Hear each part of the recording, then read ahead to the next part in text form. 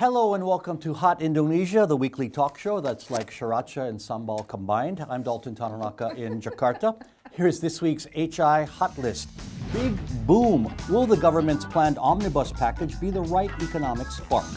Holy Veil, a former First Lady, says headscarves are not required for women in Islam. Is she right? And mall madness. More shopping complexes are going up. Don't we have enough? I think so. Here are my co-hosts. Sanjina Malakiano is a former TV news anchor, now a political marketing consultant and Harley lover. Oh, I didn't know that about you. Anyway. He's good. And Santiago Uno, former vice governor of Jakarta, business executive and guitar man. You've been playing the guitar this week, buddy. Yep. Okay, hot topic number one, big boom. One more thing. What? He just won an award from YouTube. Okay, we'll Silver talk about button. that later. Let's get to the serious stuff first. Congratulations. That's serious. Hot topic number one, big boom. An omnibus bill is defined as a single document that can be passed in one vote but contains several proposals that can be related or not. The government is considering 3 such bills on issues ranging from relaxing restrictions on foreign workers to cutting corporate tax rates. The goal, of course, is to increase investment so economic growth moves past the 5% mark or so we've been seeing. But, there's a price to everything, and labor groups are protesting. As you know, activists worry about safety. Do we need this big bang, big boom approach at this time? This is what really excites me early part of the year, as well as keeping me awake at night, because the omnibus law has all the right ingredients to spark the economic growth and eventually will invite and attract investments, good investments, and create jobs. That's the early proposals. However, in the past few weeks, we are seeing the drafts becomes huge, and 74 laws will be amended and restated with this omnibus law. Now, all is good with the good intentions. However, some of the drafts that probably not authorized to be released contain some provisions that makes the labor movement very, very concerned. The environmentalists very, very concerned. Like, for example, the labor groups worry that it'll cut minimum wage. Yes. Minimum wage, severance pay, payment, and unemployment benefits that's been there since the... It's hard to roll Basically, things it's back. going to undermine labor rights. Yeah. So- and that's the tough thing to ask Yeah, people I to guess swallow. this is where Parliament needs to be proactive and hear the aspirations from several, groups that voice a bit of concern, and there's a big demonstrations yesterday. So this is probably, we will not get the most ideal situations whereby what the business groups like Kadin have been asking, but somewhere in the middle. Now, speaking about Kadin, what do you think? Because now Kadin has been given, they're in the task force. Which is the Chamber of Well, Commerce. the Kadin- Chamber of Commerce now has given the right to decide what's going to be accepted And or that's the not. criticism, in the- transparency, and and- the conflict of interest. Is there Right. enough input This from this groups? is I'm part of Kadin, and the chairman is a very dear friend of mine. Chairman is my roommate and my business partner. But I was very vocal earlier saying that if he is to be appointed as chairman of the omnibus law, the task force, it creates conflict of interest because Kadin was supposed to be the equal partner of the government. But that is to- the fact, right? Yeah, Now he's equal part leading. of the government, independent of government, and independent to make sure that the conducive investment climate is being created. This is the positions makes it whereby all the labor groups as well as the environmental groups saying that, well, Kadin is taking side with the government. But anyway, those opinions aside, I think what keeps me awake at night is this, we only have a very short window of opportunity. The president gave 100 days for this bill, this huge bill to pass. And you are talking about 74 previous laws that will be amended. So it's, I think people need to move very swiftly and make sure that this compromise in terms of deliberations of the bills must be done very quickly. And at the end of the day, it has to be the economic growth and the welfare of the people in the You see- national you see now- interest. Well, that's the Job- macro- that's jobs the macro gonna be part. You're created. a businessman too. Now, what we see now is happening. It's like they're giving this red carpet treatment for business owners by giving Write their own ticket, basically. Yeah, and so many forms of incentives, and it's still going to become even better in the next year and two. You're worried. Of course, because of the conflict of interest there. And we should not forget that also some changes will be made which might sacrifice the environment. That's really And crucial. safety. And And safety. Worker safety. But compared to Canada and the U.S., who have adopted this, who has omnibus bills, it's different because those are countries that have common law system. Unlike Indonesia, Indonesia does not implement that. We have the civil law system. So there they can just write off, revoke a certain law if it conflicts with another law. That should not happen, cannot happen in Indonesia, legal-wise, seen from the legal point of view, legal perspective. So in Indonesia, that system does not exist. Okay. So we should not let this omnibus law become a political way out or political solution that will create legal problems or contradictions. Well, there are critics in any change situation, but the goal, of course, is boosting economic growth. But I think the public is concerned about the transparency and the input. As you said, Sandy, groups need to feel like they have a stake in this. Yeah, Stakeholders and gotta this be is involved. where I think the parliament must step up to the plate.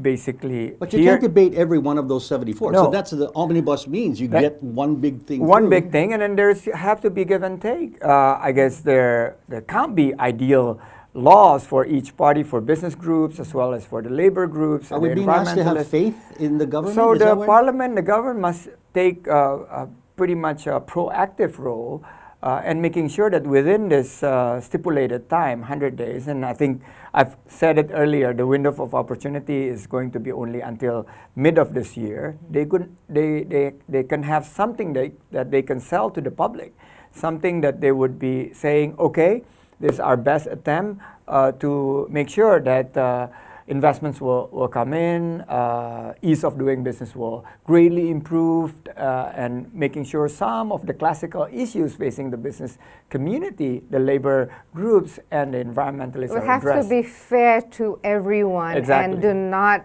sacrifice Well, that's the, going to be the hard. couple- That's the point. And the word here in Indonesia is socialize. You have to let Yeah. people Yes. know You what have the to- benefits are Transparency. outweigh the negatives. And this is the discussions like this that we're having in Hot Indonesia is supposed to be having done at the parliament, so people could basically Yeah, this good information will be distributed to the public, and they are aware of what's Okay, going and on. then the last point is, if the bill's passed, then the next hard job is complying with what's passed. Enforcing. Yeah, and that's been a problem. Which is like 90%. in But any country. I want to make sure that we underline there some tough decisions needs to be made, and you cannot please everybody. That's it. You can't please everybody. Okay, Hot Indo will continue shortly with Holy Veil.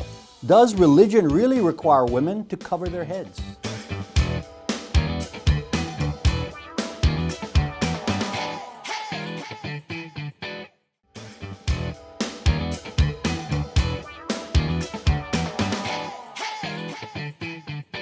You're watching Hot Indonesia with Sandrina, Sandy, and me. Here's hot topic number 2, Holy Veil. She's the widow of Indonesia's 4th president. Sinta Nuria is a beloved figure, as was her husband Abdurrahman Wahid, Gus Dur, to many. So when she recently said in an interview that it's not an obligation to wear a headscarf according to Islam's holy book, people listened, but some didn't like it. Now, you know, like people debating the Christian Bible, this, I believe, is a matter of interpretation. The Quran does not specifically says, cover your head or face. Am I correct? You are correct by saying that it's a matter of interpretation. So for me personally, okay, Sandy's looking at me because I'm wearing the veil, Yeah. so I think he expects me to speak more on this item. For me, it is very personal. Okay, but the Quran, The my point was, Quran- does not say it depends on how you interpret this verse. Some people say it does, then you're Yes, saying. so if we take, for example, Buya Hamka, a scholar, Muslim scholar, and Quraish Shihab, also a Muslim well-known scholar, two opposite sides. 'Cause the One would say it's compulsory, the other one would say it's not. So even if you're talking about aurat is what you should cover from your body. Some say hair is not part of aurat, some say yes, some say the face is not, some say only the eyes are not. Okay, the specific Depends. words in the Quran says something about a curtain, right? That's the word Yes. used. Okay, and that's the part that's So- subject to interpretation. Yeah, like some would interpret that by saying that if it's for salat, praying, then it's only the palm of your hand and your face. Then you wear the mukana if it's for women. But on a daily basis, if you're not doing salat, the prayers, then it's just wearing something that's respectable, modest. Modesty, that's Yes, the word modest. used. Yeah, respectable, modest. So the main purpose is to protect women from being like See, now, not abused. It's like harassed. a more by- liberal woman would say we don't need protection that men inject on us or project Yes. on us. Some We people can handle ourselves. Yes, They- but some people still blame women for being the cause That's of a problem. Okay. of attracting the male side to And that's get, another get subject. provoked by the women's Okay, from my looks or reading, bodies. Sandy, maybe you read the same stuff. The teachings of Muhammad's, which is Islam's central figure, maybe provide more context for this. Early in his life, I read that his wives did not cover their heads, Yes. and that as he gained more stature, then they started wearing it, up to specific guidance on tightness and style and all that. Yeah. Until the 70s, it was never an issue. Even like even in- and entering the new era, it was even banned in several 70s Indonesia. public institutions, schools banned the wear of the hijab or the veil in Indonesia.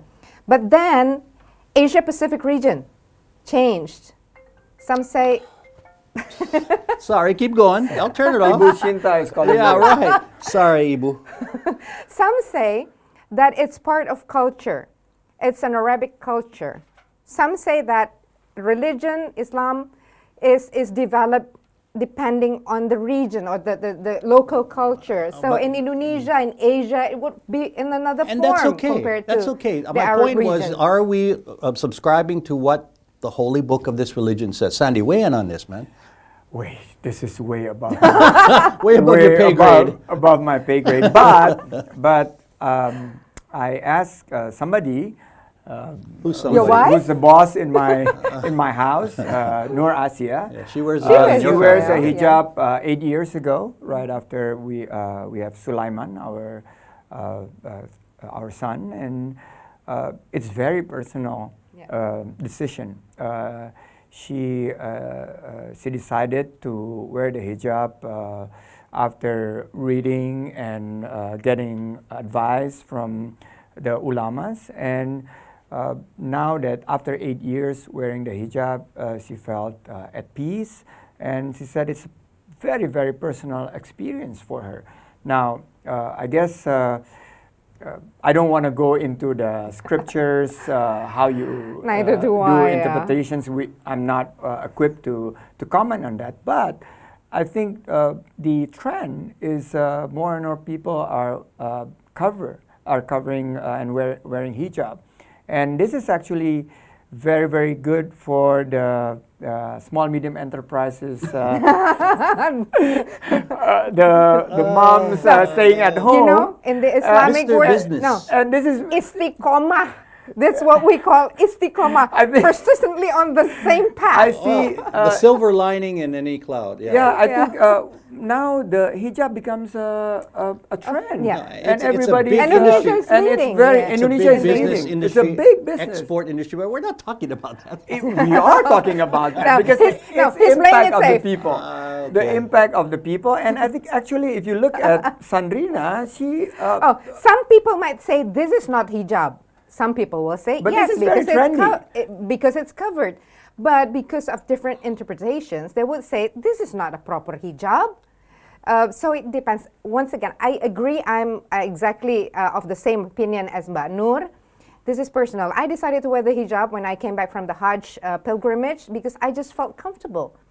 And for me personally, this is not a statement whatsoever, not a proclamation that I'm more Islam compared to those who are not wearing the hijab, not at all. And you said this before. Yeah. Yes, it's very unfair to judge people because of what they wear.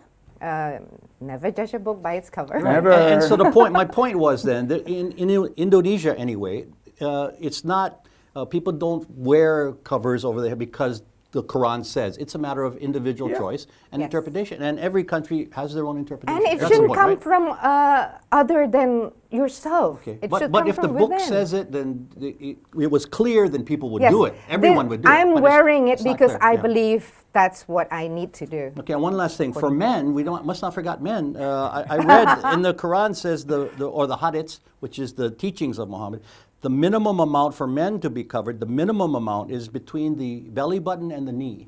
And I think that's easy for us to do. Right? It's So, very yeah, we're not easy. going to run around Or we could uncovered. do that in the next Hot Indonesia. We open up the rest. No shirts. No shirt. But I don't think so. I Okay. want to underline before we move on is the modest fashion, and it's actually now I guess one sector within the small medium enterprises that seen double-digit or triple-digits growth. So we need to make sure that conversations in this, we respect the privacy and the personal decisions that women are making. course. But anyway, we make sure that we could have a very thriving industry, and we should lead. It's an added 'cause benefit. Yeah, we should lead in this modest And I fashion. think we do. Okay.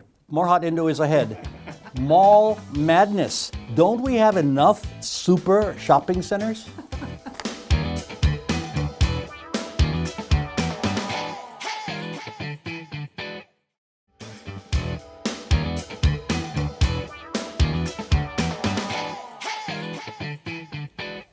You're watching Hot Indonesia from Jakarta. Here's hot topic number 3, mall madness. Another upscale shopping complex is going up here in Jakarta, the one right next to Parliament. In fact, the Indonesian Shopping Center Association says in all, there are 321 malls in the country, more than half in Jakarta alone. In comparison, Singapore has 103 malls at last count. Considering the growing trend of e-commerce, why doesn't this construction stop?